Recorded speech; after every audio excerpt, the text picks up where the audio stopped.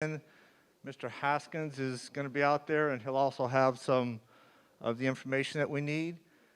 So at this time, I'd like to open with an opening prayer as we start the annual meeting. Dear Lord, we thank you for bringing us together. We thank you for shepherding us through these past tough months. We know that your light shines as it shines today outside. Sometimes it's behind the clouds, sometimes the clouds part, but always your light, your inspiration, and your guidance, and your love is behind the clouds. We just need to look upwards for the sun, for you. Amen.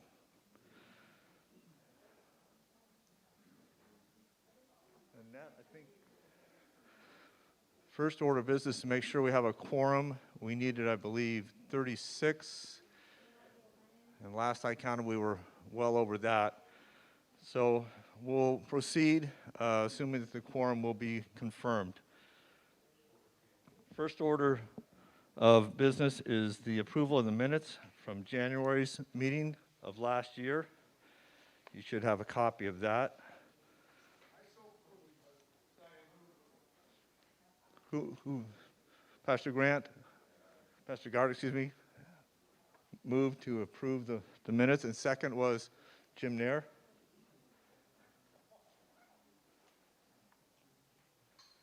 All those in favor? Aye. Opposed? That motion is carried. Second business is something we've discussed before. It's the bylaw changes. Just a quick word or two on what we're looking at there. You should have a sheet. This will be the pink sheet for the voting, and it'll be a sheet behind it with the former bylaws, and in red is the changes. What we're looking to do is to extend the term of the council president and vice president to 2 years. The purpose of this is to add better continuity to the process of running the council. It's always been that the council vice president is on for a year, and then he moves the next year into the presidency. We've just looking to provide some consistency moving forward with that. So that's the first item on the ballot. The second item is to add a new position. Yes, Bruce?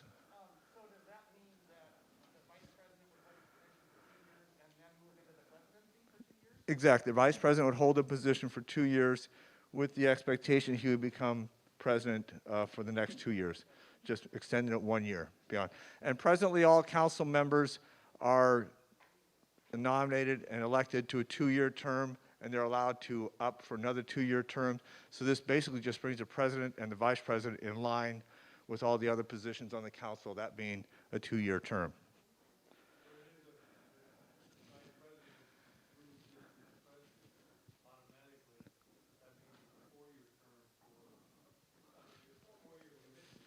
I'm sorry, I should use the term commitment, yes. Most council people go for the 2-year term, then they're eligible for another 2 years, so it's a 4-year commitment. And of course, should anything arise that a council member can't complete that commitment, which does happen on occasion, we would have to deal with that based upon the bylaws, bylaws depending upon how much time is left in the term. The next item on the changes has to do with the position in technology and ministry on the council. This is looking to add another council member to the council whose area of work and concentration would be for the technology and ministry. It's something that we feel as a council is very important to move forward with advancing what we're doing online in the internet world. So we want to have a council person who's going to help facilitate that. Right now it's kind of spread out between a whole bunch of different people, and we just need somebody, one person on the council that can bring this to the council and kind of be responsible for shepherding that area, much like we have people in charge of evangelism, stewardship, finance, buildings and grounds. This is just put another position on the council for that. Was also modifying the duties of the vice president, and then also adding a job description for the duties of the technology and ministry council position. So that's what is being voted on here. Any questions or on that?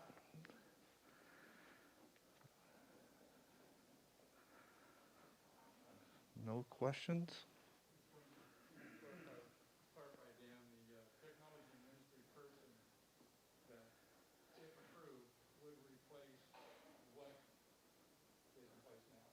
So what is in place now? What is in place right now actually is nothing in terms of somebody on the council who is responsible for that area of our work. Right now, the vice president does a little bit of it. The secretary does a little bit of it. We have a committee, if you will, an IT, is that the name of it, Annette?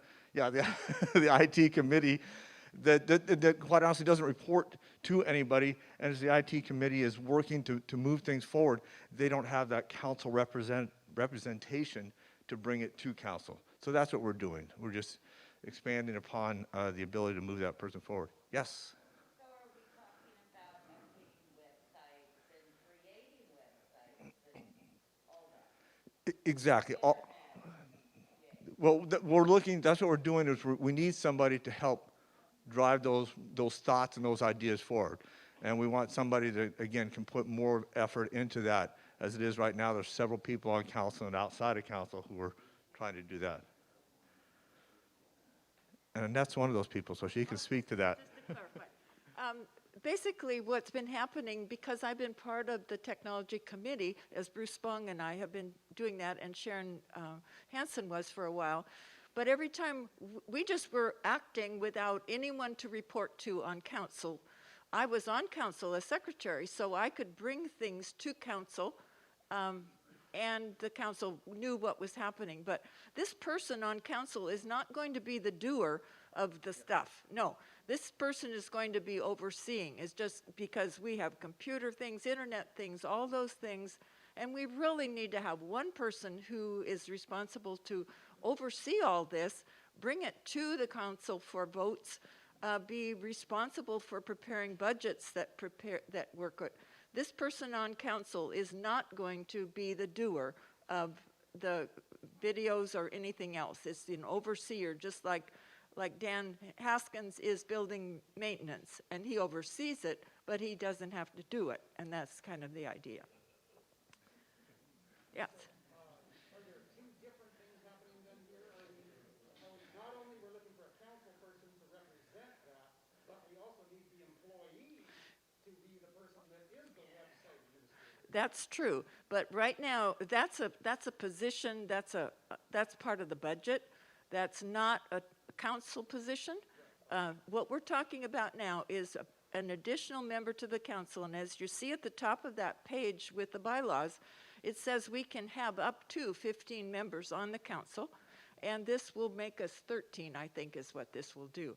But yeah, right now, just separate the concerns, because I know you've seen the job posting that we've had to try to be person that's responsible for several things. That has nothing to do with this right now, okay? Is this person going to be approachable so that we can make an ask and he can lead us to who we need to talk to? You're talking about the council person? Yes. Just like every Yes. other council, yeah. Every other council, exactly. And that's what we're doing. We're trying to put a framework in place so that we can move forward with some sort of direction and a person to put it to.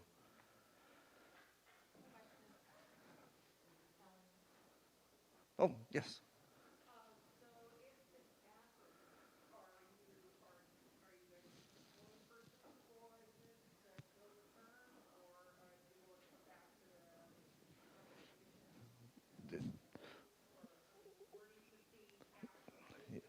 If it passes, we would bring this to a vote. We would do the nominating committee.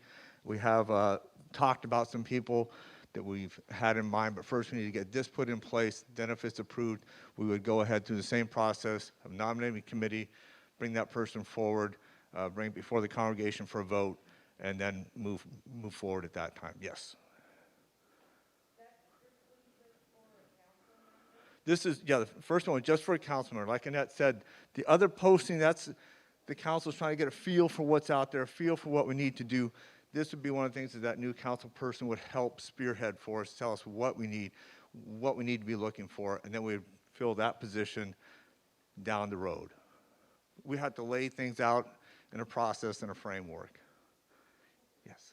But Melissa, the IT position, is that sort of thing that I guess would be inclusive of communication in general?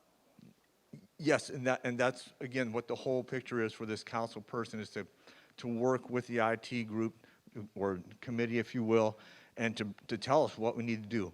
And we just need a point person to do that, and the job of the person that we would hire, should that happen, early next year or whenever, we would look at all that to make sure we're covering everything we need.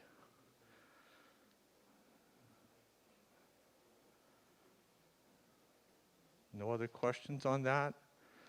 Then do we want to vote and collect now? Okay, well, we have a ballot also. Okay, so we have a ballot here. Do we have a motion to accept the ballot? Mike? Second? Nate? All those in favor of if the ballot is proposed? Okay, we'll vote. So go ahead and vote yes or no for each of the 4 items, please.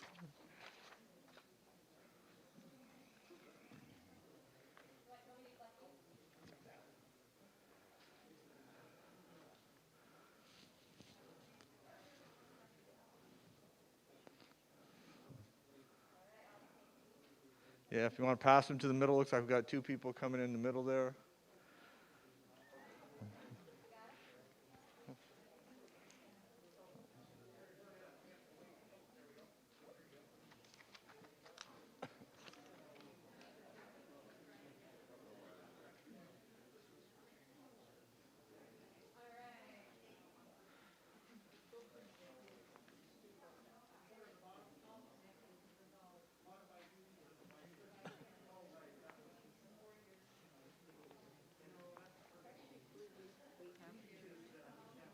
Tally that, because we can't elect a 2-year person until we know it passed.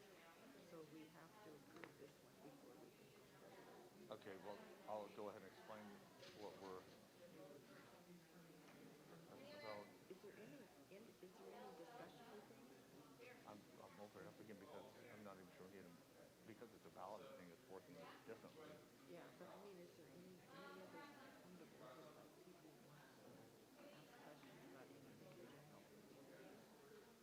Just to fill the space. Oh, I see. I think what I'll do is I'll go ahead and explain what we got up next, and we should be able to get a quick tally. Yes. Okay. Okay. Is this being broadcast out in the parking lot? I believe so. Yeah. Why don't you ask if anybody's in the parking lot that needs to vote? Okay. If there's anybody out in the parking lot that needs a ballot, give a honk. It didn't. Yeah. Okay, we're going to move on to the next item here, and that is the election of the officers and council members. We do actually have to have the changes adopted and agreed upon first of all, but just talk briefly. What we have is Kareem. Is Kareem here? No. He is the current vice president and will be moving into the president's role.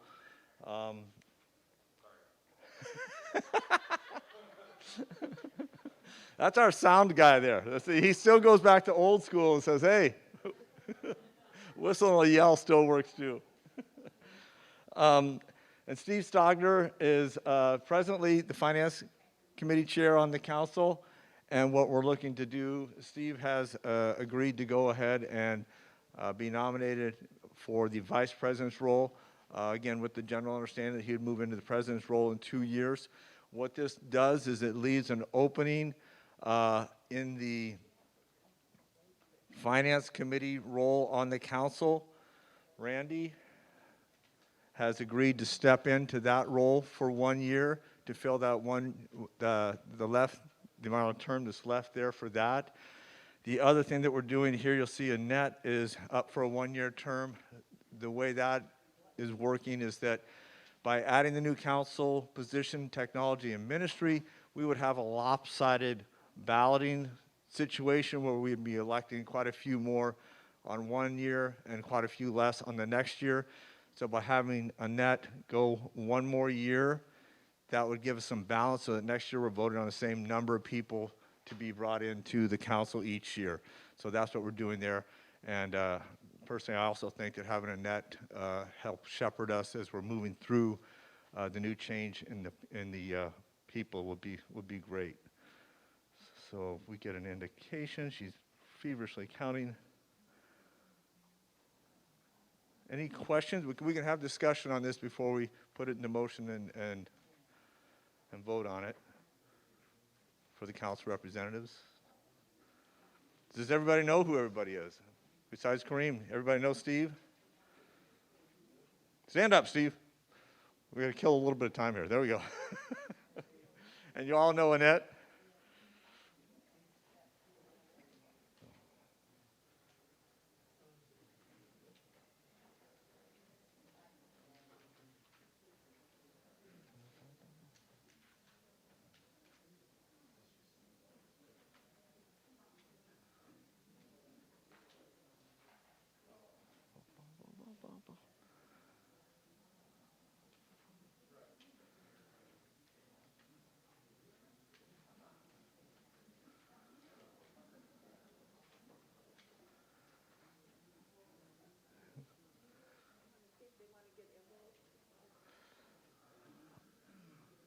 Oh, yeah, and if while we're waiting, if you want to pick up your envelopes for next year for giving, Linda Moeller has them back at the back table. And for those of you who haven't met Linda yet, Linda, can you stand up and give a wave to everybody? Linda is the treasurer that's been on board for about a year now, doing a wonderful job.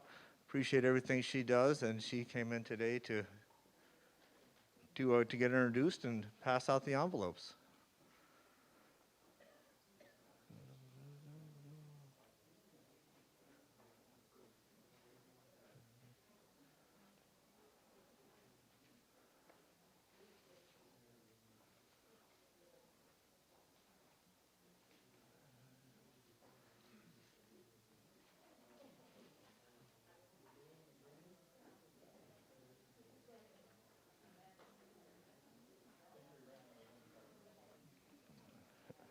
Two more.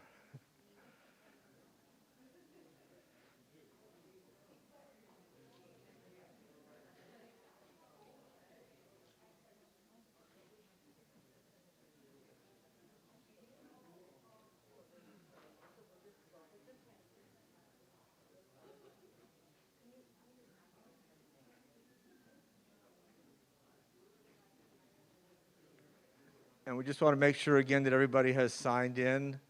We just have a short discrepancy between who signed in and how many ballots we have. But at this point in time, it looks like we have 66 in favor of the change. Yeah. Yeah. No, Oh, this each individual? just a minute. And these are all 66, and there's Okay. well, whatever, 60. Okay. Yeah. Yep. Okay. So looks like for the first one, the term of the president and vice president going to 2 years each. That has passed 62-4. The adding a new council position, technology and ministry, is 66-0 in favor. 66-0 in favor of moving the duties of the vice president and changing that, and 66-0 for the description of the technology and ministry council position. So that has passed. So now, having done that, we can go ahead. Yes, Jim? Okay. I think we do. Yeah. Okay. Oh, I see. For this one. So okay. So we'll move on to the ballot for the council positions. Again, we have Kareem, Steve, Annette for a 1 year, and Randy for a 1 year.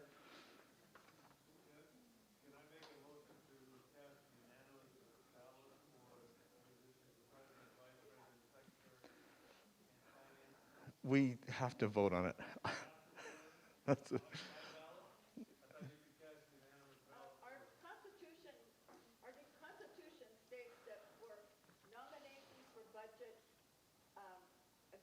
position changes, bylaw changes, they have to be by written ballot. Yeah, I tried to do that earlier, but we just have to vote on it. I was with you, Jim. I was trying to save some time. Yeah. So go ahead, and if you'll fill out your ballots, or if there's any nominations from the floor. Jim moved that we cast the ballots.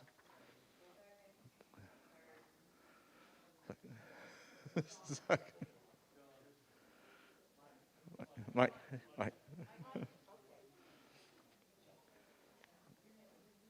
Okay, so we can, again, we'll collect those in the middle. You've got any yellows, fill those out. We'll go in the middle with them. Yeah.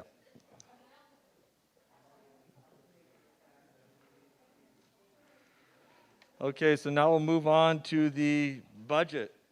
Everybody should have a copy of the budget. And Steve, you can come up here and be my right-hand lean on here.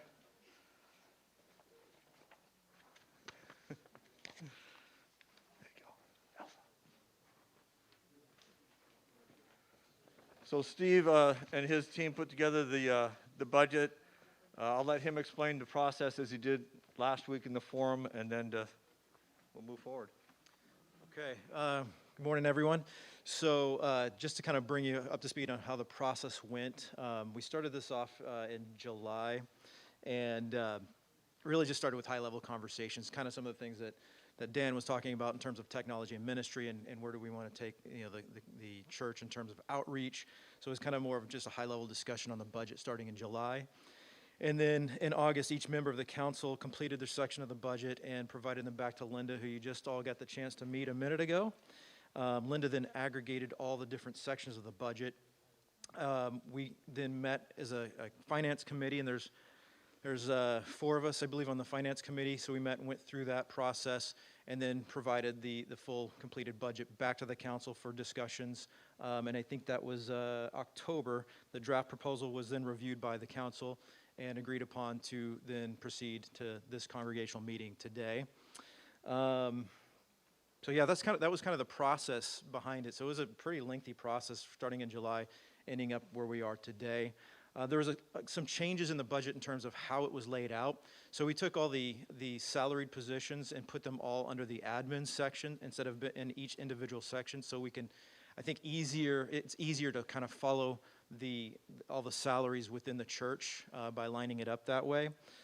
So that was probably one of the bigger changes in terms of the structure of the budget. So that's one of the things we wanted to go ahead and move forward with.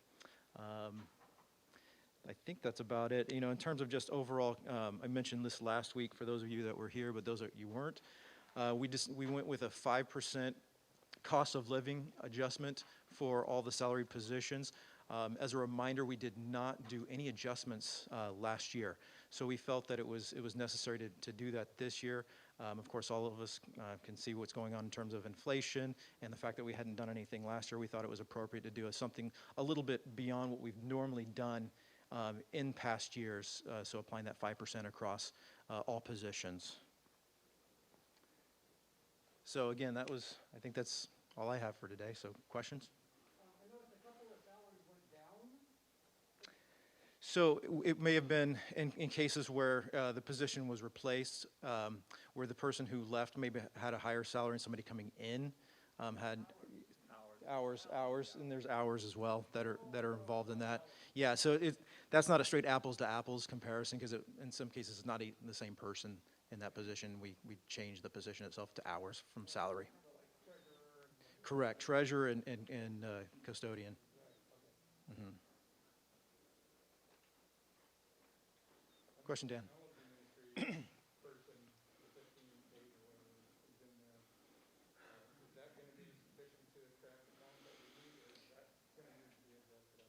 I personally believe it's going to need we're going to need to take another look at it, I think. So yeah, the question was the position for technology, that position, which is, we've got it listed as worship service technician salary at 15. That was kind of a starting point.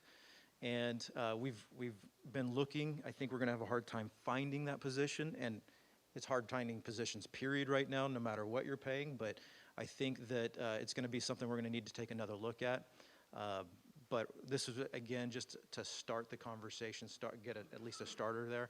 And as we've learned more, we might have to adjust that. And if it does take adjusting, then the council has the authority within a certain percentage of the annual budget to up that salary to attract the necessary talent. I'm going to defer to those that know more than me on that one. Yes, the council could make an adjustment to the salary at that point in time. And to go on what Steve was saying, we've actually floated out, you've probably seen it on the website, we've also floated out to some other avenues to see what we can gather in talent. We're not getting the type of response we would like at that number. Again, a lot of this, we had to start someplace. And this is the starting point for that conversation. Will it go up? Tough to say. If we don't fill it till June, then maybe it'll work because it's only half the year, but that's where we're just going to have to learn as we go forward. But I think what I would share with you is in the last couple years, the council and the people in charge of their monies have been very frugal, and we are at a net positive year to date. So the council is very concerned with your money. We know our job is to be stewards of the money, and we would not make any decisions that would jeopardize the financial security of the church by any means. Yes, Jim?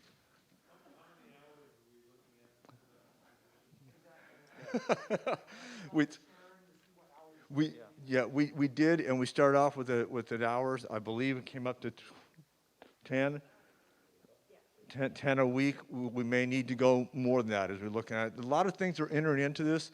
Very simply, if we're looking to have somebody come from far away, 10 hours a week. If they're driving down from Bellingham or from Everett, your cost of travel gets expensive. So again, we're really entering a new area here. So we're just going to have to answer a lot of those questions as we find out. And we have been trying to ascertain and get some information coming in so we could make the best possible proposal to you folks at this point in time. Question in the back.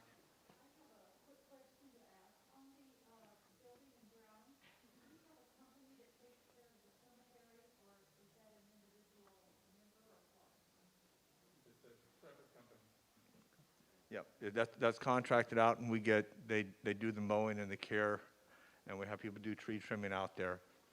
So yeah, it's not something that a person, it's not something that our buildings and ground people take care of other than to approve the expenditures. Remember to repeat the question. Oh, yes. The question was, who does the upkeep at the cemetery? Was it the building and grounds group themselves or other people? And no, we contract that out. Yes?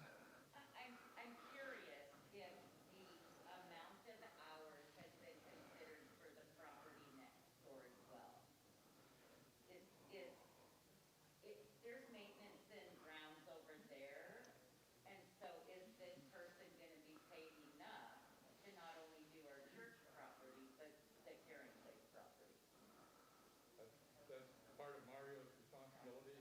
Yeah. Repeat that. Yes. So the question was, are we going to have to do anything to take care of the Caring Place? And Mario is currently taking care of that. And I would say if there's additional that needs to be done, let Mario know. And then if he says he needs additional hours to take care of that, we can work with that. Thank you. Any other questions on the budget?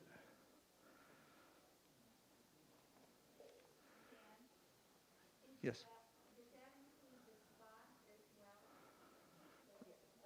Yes. Mario takes care of all those properties.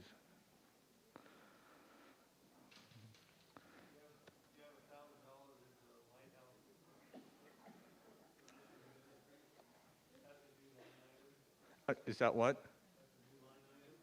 I believe it's a new line item for this year. Their monies was given to it this year at council discretion. It's put in there now for next year, for visibility. Yep.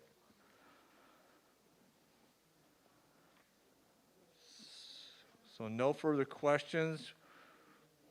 Is there a motion to go ahead and vote on the ballot for the budget. We have Carol Curtis makes a motion, second. Dimitri. So if you want to go ahead and vote yes or no on the ballot for the budget. And there's two different sheets. I know some of you they both say saying green or blue. They're both going to say 2021 ballot or budget. Doesn't matter. It's all the same. But yeah, just vote once. This is not Chicago. You know the old daily saying, vote early and vote often.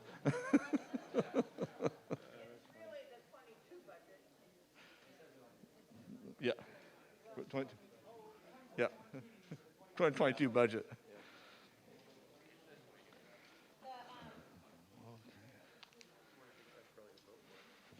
What's that?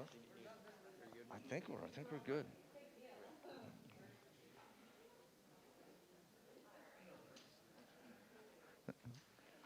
At this time, while we're counting the ballots for the budget, is there any additional items that need to be brought before go to the congregation, go to the gathering?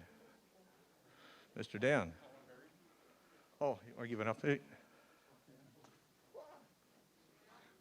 Thought maybe I'd take this opportunity to give a little update on the columbarium project while we're waiting. It's been ordered. We've ordered two 64-unit niches, so a total of 128 niches that will be delivered sometime late spring. There's a long delivery time and backlog. Sorry, what is columbarium? Columbarium. So, back up. So, the cemetery over there, Our Savior's Cemetery, has a limited number of plots available in the ground for burial purposes. And there's been a great deal of interest, well, some interest, instead of buying a burial plot and also for ease of upkeep, expense, to provide a columbarium. So columbarium, and I should have a picture, is in our case, it's a semicircular, it's an arched construction of granite. It's about 4 feet tall. It's got niches on the outside, niches on the curved inside, 32 and 32. And what the plan is to eventually have room for 5 of those 64 niche columbaria in a circle situated on the northwest side of the cemetery over there where there's open space. And for cremation, yeah. So each niche will have room for 2 urns. So if you want to do 2 people in one space, you can do that. The cost will be $2,000, $200 of which will go into an escrow fund for maintenance and upkeep. $1,800 will go towards the cost of the columbarium. Per niche. We haven't developed any paperwork yet. The committee that's working on this is Pastor Mark, Dan, myself, Dave Brandt, and Jim Nair. Is everybody? Putting together the plan for this and scoping out all the various options. We got bids from 5 different companies and settled on this one company that had the best price and a fully granite construction deal.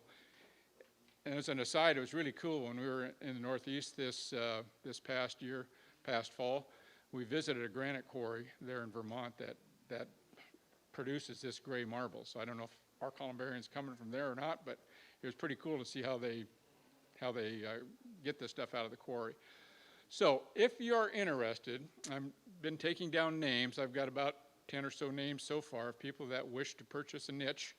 And we're not taking any deposits until we get the paperwork ready, but taking down names that you will then be contacted. So I'm pretty sure we'll have enough for everybody that wants one, but just make sure you get your name on the list. Marty. I'm sure if you said there's room for 2 in each one, so would you be with a stranger? Are you selling out? If you and Dave wanted to be in the same niche, you could do that. Okay. If Linda and I wanted to be in the same niche, we could do that.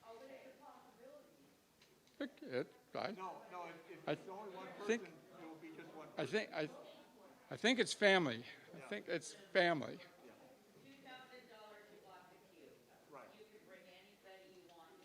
Well, there's restrictions on that, and that'll be all spelled out in the paperwork.